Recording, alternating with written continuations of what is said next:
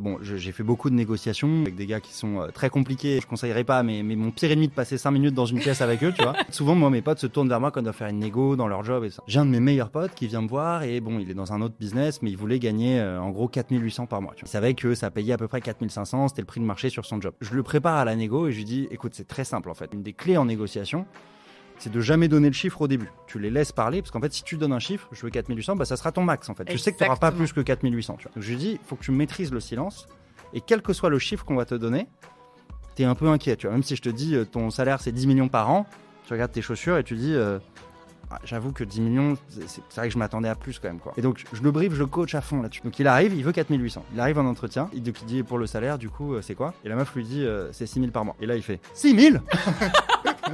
Genre, bref, j'étais content de l'avoir coaché, quoi. J'ai dit, mec, mais qu'est-ce que t'as pas compris dans le coaching, quoi.